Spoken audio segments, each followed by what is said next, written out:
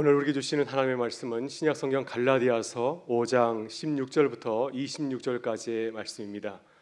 갈라디아서 5장 16절부터 26절까지의 말씀 읽을 때 살아계신 하나님의 음성을 들으실 수 있기를 바랍니다. 내가 이르노니 너희는 성령을 따라 행하라. 그리하면 육체의 욕심을 이루지 아니하리라. 육체의 소욕은 성령을 거스르고 성령은 육체를 거스르나니 이 둘이 서로 대적함으로 너희가 원하는 것을 하지 못하게 하려 함이니라. 너희가 만일 성령의 인도하시는 바가 되면 율법 아래에 있지 아니하리라. 육체의 일은 분명하니 곧 음행과 더러운 것과 호색과 우상 숭배와 주술과 원수 맺는 것과 분쟁과 시기와 분냄과 당 짓는 것과 분열함과 이단과 투기와 술 취함과 방탕함과 또 그와 같은 것들이라. 전에 너에게 경계한 것 같이 경계하노니 이런 일을 하는 자들은 하나님 나라를 유업으로 받지 못할 것이요 오직 성령의 열매는 사랑과 희락과 화평과 오래 참음과 자비와 양선과 충성과 온유와 절제니 이 같은 것을 금지할 법이 없느니라. 그리스도 예수의 사람들은 육체에 함께 그 정욕과 탐심을 십자가에 못 박았느니라. 만일 우리가 성령으로 살면 또한 성령으로 행할지니 헛된 영광을 구하여 서로 노엽게 하거나 서로 투기하지 말지니라. 아멘. 이 말씀 살아계신 하나님의 말씀입니다.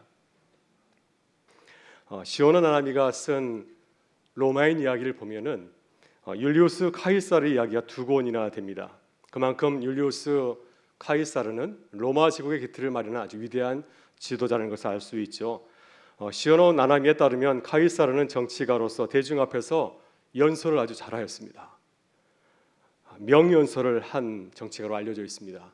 왔노라 보았노라 이겼노라, 이 말도 시이저 카이사르이 남긴 말이기도 합니다. 카이사르는 또한 군인이었습니다. 로마의 최전방을 지키는 군대 지휘관이었습니다. 그는 일찍이 권력을 잡기 전 오랫동안 로마 제국의 변방인 갈리아 지방, 지금의 프랑스 지역을 지키는 군단의 집정관으로 활동하였습니다. 그는 평소에 지휘관으로서 그의 부하들에게 한 마음을 가질 것, 이것을 굉장히 강조하였습니다. 이와 관련해서 아주 유명한 말을 남겼는데 그의 말을 다시 한번 돌아보게 되면은 공동체가 마치 한 번처럼 일사불란하게 잘 움직이기 위해서는 공동체 멤버들이 어떤 자세와 마음을 가져야 되는지를 잘 보여주고 있습니다. 율리우스 카이사르가 병사들에게 두 번에 걸쳐서 아주 유명한 말을 남긴 일화가 있습니다. 카이사르가 로마 제국의 변방에서 활동할 때 그의 정적이었던 폼페이우스가 이제 그를 제거하려고 하였습니다. 그때 그는 자신의 군대를 이끌고 로마로 진격하였습니다. 이제 로마 진입을 눈앞에 두고 있을 때 그의 부하들이 결정적인 순간에 반기를 들었습니다. 우리의 임금을 올려주지 않으면 우리는 로마에 들어가지 않겠다. 그때 카이사르가 부하들을 설득하는 연석을 하였는데 그때 부하들을 전우라고 불렀습니다. 그래서 이렇게 연설하였습니다. 사랑하는 전우 여러분, 우리는 지금까지 전쟁터에서 생사고락을 같이 한 전우가 아닙니까? 그런데 어떻게 이 중요한 것을 앞에 두고 사소한 임금 때문에 이렇게 전우를 배신할 수 있습니까? 카이사르가 그의 부하들을 향하여서 전우라는 말을 하였을 때 이 부하들이 크게 감동을 받아서 그의 명령을 따르게 됐다고 생각합니다. 자신들을 전우로 생각하는 그 지휘관의 말이 부하들의 마음을 감동시킨 거죠. 유명한 일화가 또 하나 있습니다. 카이사르가 로마에서 권력을 잡은 이후의 일입니다. 이번에는 로마를 위협하는 이민족을가 이제 싸우기 위해서 다시 군대를 동원하게 되었습니다. 이번에도 부하들이 이제 전쟁에 나가야 되는데 반기를 들었습니다. 우리가 은퇴 후에 우리의 은퇴 그 연금을 보장해 주지 않으면 전쟁에 참여하지 않겠다 하였습니다. 그래서 카이사르는 반기를 든 부하들에게 연설하면서 그들을 시민이라고 불렀습니다. 친애하는 시민 여러분, 여러분의 뜻을 잘 알겠습니다. 그러니 집으로 돌아가시기 바랍니다. 전쟁이 끝난 후에 돌아와서 여러분의 요구를 들어주겠습니다. 안녕히 가십시오. 그렇죠. 이번에는 부하들이 자신의 뜻을 내려놓고 전쟁터 가겠다고 자신들을 시민 취급하였던 그 말을 듣고 그들의 마음이 상하여서 이제 다시 전쟁에 나가겠다고 자처하였다고 합니다. 우리는 카이사르가 남긴 유명한 말을 다시 새겨볼 필요가 있습니다. 카이사르는 그의 부하들을 전우라고 불렀습니다. 그리고 그의 부하들을 시민이라고 부르기도 하였습니다. 왜 카이사르는 그의 부하들을 향해서 한 번은 전우들이라고 하였고 또 한 번은 시민이라고 불렀을까요? 그것은 어떤 마음을 가지냐에 따라서 전우가 될 수도 있고 또 전혀 다른 시민이 될 수도 있기 때문이죠. 만일 한 마음을 품고 전쟁터에 나간다면 그 사람은 나와 뜻을 같이 하는 전우일 것입니다. 그러나 다른 마음을 품고 있다고 한다면, 임금을 생각하고 마지못해 한다고 한다면 그는 더 이상 전우가 아니라 시민이기 때문입니다. 그래서 카이사르는 그의 부하들이 전우인지 아니면 시민인지를 다시 물은 것이죠. 모두가 전우의 마음을 가지고 해서 함께 싸울 수 있고 승리의 기쁨을 나눌 수 있기 때문입니다. 이렇게 공동체는 한 마음과 한 뜻을 가지고 있느냐 하는 것이 매우 중요하다 볼 수 있습니다. 우리는 지금 갈라디아서를 묵상하고 있습니다. 갈라디아서 사도 바울도 가이사라와 비슷한 이야기를 하고 있습니다. 바울은 처음부터 끝까지 갈라디아 교회 성도들을 향하여서 그리스도 안에서 하나 될 것을 당부하고 있습니다. 바울이 그들에게 전하였던 복음을 받아들이고 복음으로 하나 되어 살아갈 것을 당부하고 있습니다. 그래야 교회가 성도들의 연합을 통해서 복음 안에서 한 교회를 이룰 수 있기 때문인 것이죠. 그러나 갈라디아 교회는 복음으로 하나가 되지를 못하였습니다. 그것은 거짓 교사가 들어와서 복음을 흔들고 또 다른 복음을 주장하였기 때문입니다. 예수 그리스도의 믿음만 가지고서는 온전한 구원을 이룰 수 없으니 우리도 뭔가를 보태야 된다고 하는 겁니다. 할례도 받고 율법을 행해야 우리가 온전한 구원을 받을 수 있다, 이렇게 주장하게 되었습니다. 그래서 교회가 두 복음을 갖게 되었어요. 하나의 복음과 다른 복음을 갖게 되었기 때문에 교회가 하나 되지 못하고 또 나뉘게 되었다고 하는 것입니다. 오늘 본 말씀은 갈라디아서서 이제 실천 부분의 이야기를 다루고 있습니다. 바울은 이제 앞에 부분에서 1장부터 4장까지 복음의 이론에 대해서, 복음이 과연 무엇인가에 대해서 가르친 후에 이제 그렇다고 한다면 교회가 이 복음을 중심으로 어떠한 삶을 살아갈 것인지에 대해서 이제 말씀하고 있습니다. 그것은 온 교회가 성령을 따라 살아가는 것이죠. 본문 16절에서 이렇게 말씀합니다. 내가 이르노니 너희는 성령을 따라 행하라. 그리하면 육체의 욕심을 이루지 아니하리라. 메시지 성경이 이 말씀을 좀 더 쉽게 우리에게 전하고 있습니다. 내가 드리는 조언은 이러합니다. 자유롭게 살되 하나님의 영이 이끌고 북돋아 주시는 대로 사십시오. 그러면 이기심이라는 욕망에 휘둘리지 않게 될 것입니다. 사도 바울은 갈라디아 교회가 이제 복음 안에서 하나 될 수 있는 길을 제시하였습니다. 그것은 성령을 따라 살아가는 것이죠. 성령 안에서 교회가 하나 되는 것입니다. 사실 그동안 갈라디아 교회가 하나 되지 못한 것은 그 이유가 무엇일까요? 육신의 생각과 또 육체의 욕심대로 행동하였기 때문입니다. 그러나 성령을 따라 살게 되면 교회는 나뉘지 아니하고 주 안에서 하나가 될 수가 있습니다. 내 생각과 뜻을 내려놓고 성령을 따라 살면은 교회는 머리신 그리스도를 중심으로 하나가 될 수가 있습니다. 이것이 주 안에서 하나가 되는 교회의 길입니다. 여러분, 우리도 교회도 그렇습니다. 교회가 지금 어려운 상황 가운데 놓여 있죠. 주변이 어렵고 코로나에서 모든 교회가 다 어려운 가운데 있고 거기에다 우리 교회는 이제 교회 재척의 문제 때문에 더더욱 어려움을 겪고 있는 가운데 있습니다. 교회가 현재 이런 어려운 문제를 잘 대처하기 위해서는 먼저 하나가 되어야 됩니다. 성령 안에서 하나가 되어야 되죠. 그래야 주 안에서 교회가 하나 되어서 교회가 흔들리지 아니하고 우리에게 주어진 어려운 문제를 잘 극복하고 또 이 상황 가운데서 교회가 감당할 수 있는 사역들을 넉넉히 감당할 수 있기 때문입니다. 그렇다면 어떻게 교회가 성령을 따라 살아야 될까요? 어떻게 교회가 성령 안에서 하나가 될 수 있겠습니까? 오늘 바울은 성령을 따라 살아가는 교회를 위해서 구체적인 삶의 모습을 우리에게 제시하고 있습니다. 먼저 성령을 따라 살기로 결단해야 됩니다. 지금 갈라디아 교회가 하나 되지 못한 이유가 어디 있을까요? 그것은 각자의 생각대로 살기 때문이죠. 삶의 기준이 나에게 있기 때문입니다. 내 생각대로 판단하고 행동하기 때문이죠. 바울 사도의 말을 따르지 아니하고 내가 중심이 되어서 내 경험과 지식을 가지고서 판단하기 때문입니다. 그래서 교회가 하나 되지 못하고 오히려 싸우고 다투게 되었습니다. 만일 교회가 자신의 생각대로 행동하게 되면 어떻게 될까요? 그 말로는 우리가 충분히 예측할 수 있습니다. 본문 15절, 오늘 보면 바로 앞절에서 바울도 이렇게 증거하고 있습니다. 만일 서로 물고 먹으면 비차 멸망할까 조심하라. 자신의 생각을 끝까지 내려놓지 아니하고 서로 다투게 되면 교회의 길은 멸망에 이른다고 하는 것입니다. 그럼 바울은 갈라디아 교회 성도들에게 성령을 따라 살라고 말씀하고 있습니다. 16절에서 갈라디아 교회 성도들에게 이렇게 당부합니다. 내가 이르노니 너희는 성령을 따라 행하라. 그리하면 육체의 욕심을 이루지 아니하리라. 성령을 따라 행하라. 이 말씀은 권유가 아닙니다. 이 말씀은 명령입니다. 아주 엄한 사도의 명령이죠. 성령을 따라다니면서 성령께서 말씀하신 대로 그대로 준행하는 삶을 살 것을 당부하고 있습니다. 본문에서 따라 행하다라고 하는 헬라의 단어는 페리파테오라고 하는 동사입니다. 이 단어는 그림 언어입니다. 고대 헬라 시대의 그 생도들, 또 학생들은 이제 배움을 받을 때 교실에 앉아서 말씀을 듣기도 하였지만은 또 스승과 함께 길을 걸어가면서 함께 산보하면서 질문하고 대답하는 그런 방식을 통해서 교육을 하였다고 하였습니다. 바로 이 페리파테오라는 동사, 따라 행하다는 동사가 이러한 모습을 우리에게 보여주고 있습니다. 이같이 성도는 성령님을 스승으로 모시고 동행하면서 성령님에게 질문도 하고 또 대답도 들으면서 그렇게 주거니 받거니 말씀을 나누면서 서로 대화하면서 그렇게 성령 안에서 삶을 살아갈 것을 당부하고 있습니다. 바울은 갈라디아서 3장 24절에서 율법을 초등교사라고 하였습니다. 율법은 우리를 그리스도께로 인도하는 교사라고 하였습니다. 왜냐하면 우리는 율법을 통하여서 우리의 죄인됨을 깨닫고 또 그리스도의 사죄와 용서의 은총을 사모하기 때문이죠. 그 율법을 철저히 깨닫게 될 때 우리가 주 앞에 나올 수 있기 때문에 이 율법을 초등교사라고 부르고 있습니다.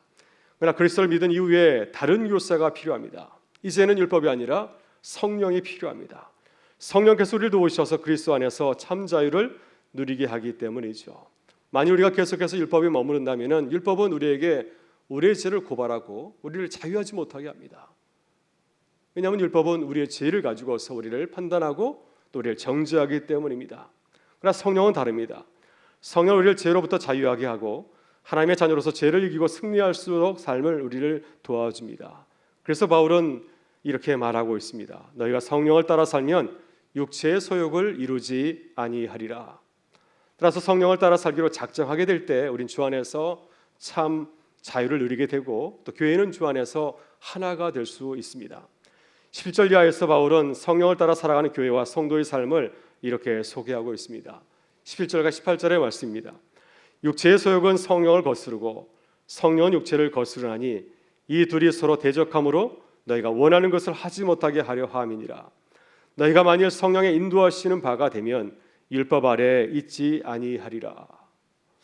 우리가 성령을 따라 살지 못할 때에는 우리 안에서 우리의 두 마음이 늘 싸우게 되죠.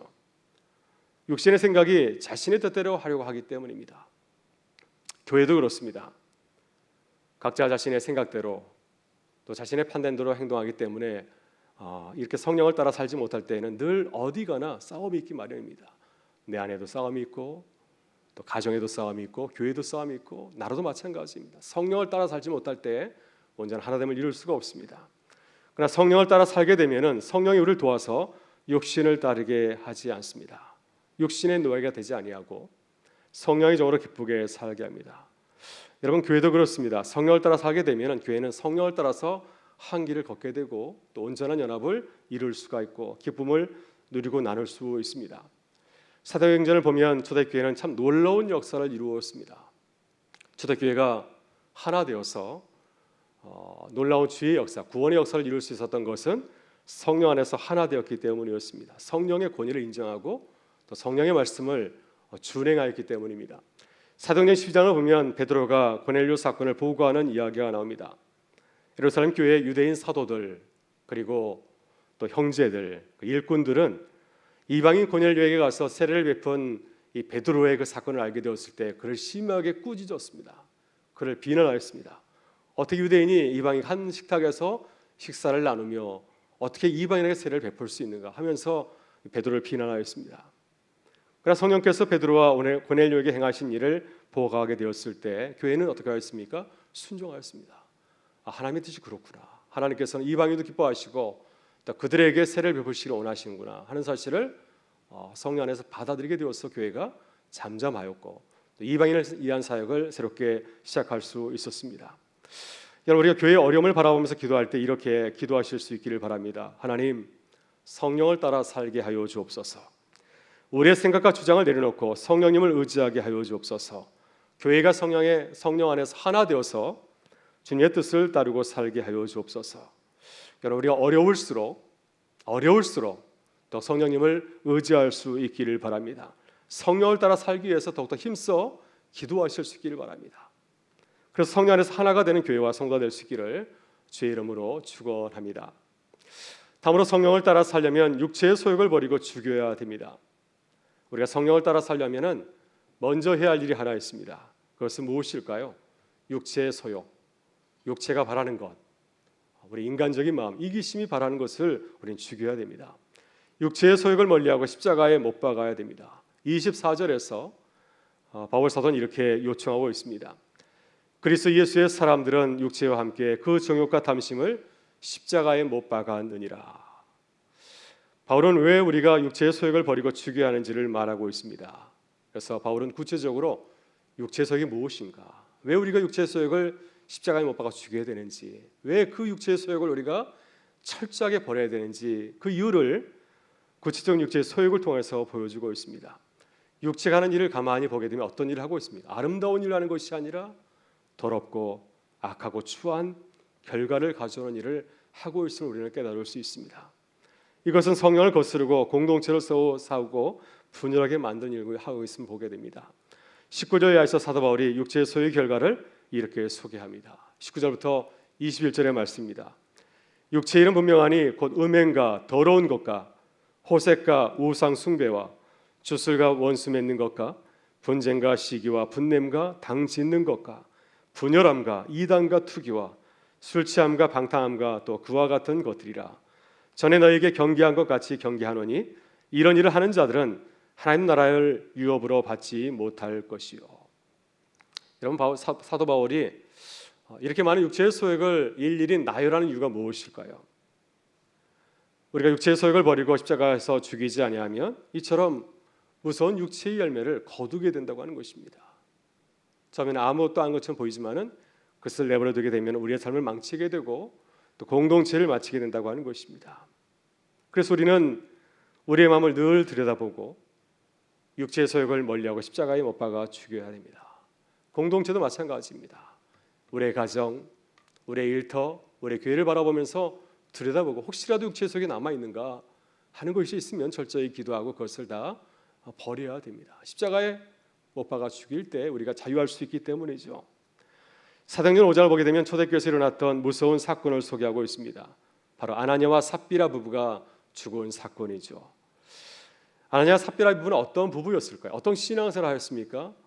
아마 초대교회에서 이름난 그러한 집사 부부였을 것입니다. 그들은 신앙생활을 아주 잘하였습니다. 자신의 재산을 다 팔아서 교회에 바치기로 결심할 정도로 아주 좋은 신앙인이었습니다. 그러나 안타깝게도 끝까지 좋은 마음을 지키지를 못하였습니다. 헌금을 아깝게 생각하는 그 육신의 생각을 다스리지 못할 때 하나님의 영광을 가리게 되었고 또 세상을 떠나게 되었습니다. 그래서 우리는 이 아나니아 삽비라 사건을 보게 되면은 육체의 생각이 얼마나 무서운 것인가, 이것을 잘 다스려야 되는 사실을 우리가 교훈 삼아서 깨달을 수 있습니다. 여러분, 우리가 주의를 할 때 우리의 마음을 지키도록 기도해야 됩니다. 제가 우리의 마음을 틈타지 못하도록 해야 됩니다. 우리의 마음이 육체의 일을 도모하지 않게 기도해야 되고요. 우리의 마음이 성령의 인도하심을 따를 수 있도록 늘 기도해야 될 줄 믿습니다. 그래서 교회도 세우고 하나님께 영광을 돌리는 교회와 성도가 될 수 있기를 간절히 소망합니다. 마지막으로 성령을 따라 살려면 성령의 열매를 우리는 맺어야 됩니다. 사도 바울은 성령을 따라 살아야 되는 이유를 성령의 열매로 보여주고 있습니다. 성령을 따라 살게 되면은 아름다운 성령의 열매를 맺기 때문이죠. 본문 22절 이하에서 성령의 열매를 이렇게 소개합니다. 오직 성령의 열매는 사랑과 희락과 화평과 오래 참음과 자비와 양선과 온유와 충성과 절제니 이 같은 것을 금지할 법이 없느니라. 바울은 성령을 따라 살게 될 때 맺는 그 삶의 열매를 9가지로 소개하고 있습니다. 이것은 저마다 다른 성령의 열매가 아니라 하나의 열매를 강조하고 있습니다. 우리가 성령 안에서 살게 될 때 이와 같은 삶의 아름다운 열매를 맺게 된다고 하는 것입니다. 사도 바울이 고린도전서에서 성령의 연사를 가르치고 있습니다. 성령의 연사가 충만하였던, 또 성령의 사역을 활발하게 하였던 고린도 교회를 향하여서 성령에 대해서 가르치면서 특별히 바울 사도가 강조한 성령의 은사는 사랑의 은사였습니다.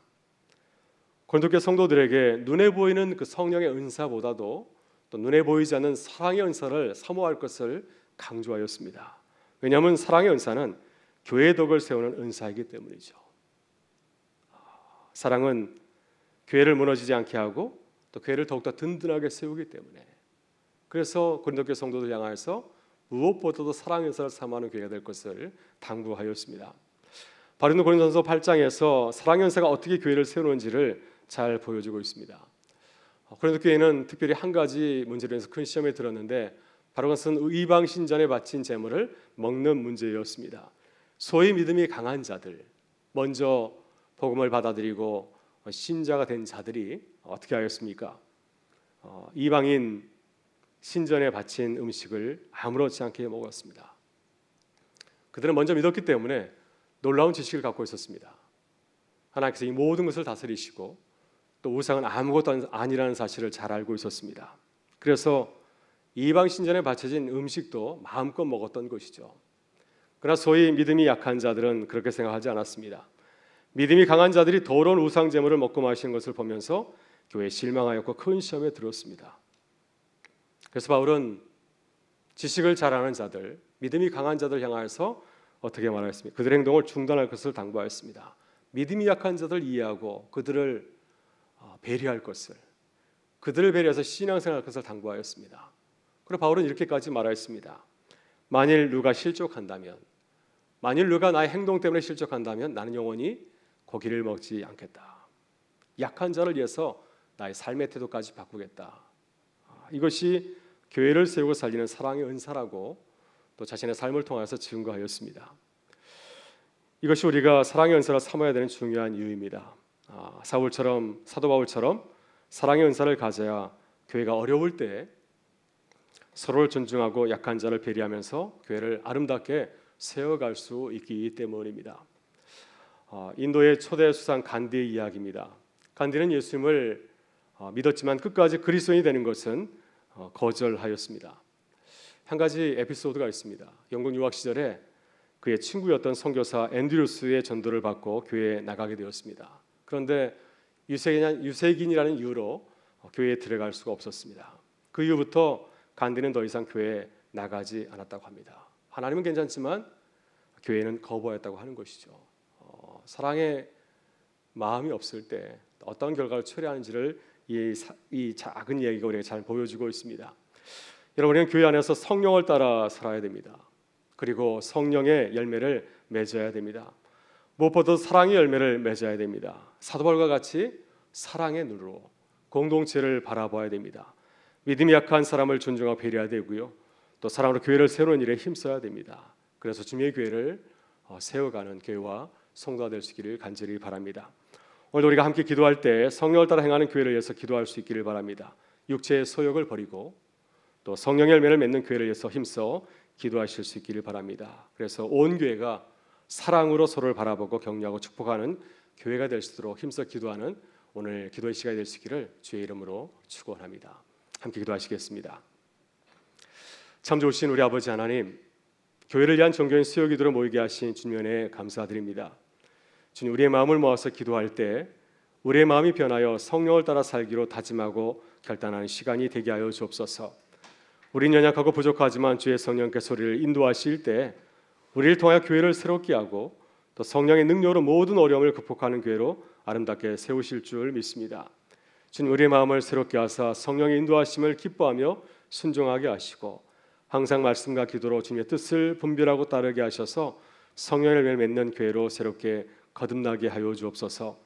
오늘도 사랑하는 교우들이 교회와 가정과 일터에서 함께 주님을 예배하고 기도할 때 성령께서 우리의 기도를 들으시고 응답하셔서 우리 가운데 아름다운 성령의 역사가 일어나고 기쁨이 충만하기를 간절히 바라오며 우리 구주 예수 그리스도의 이름으로 기도드리옵나이다. 아멘.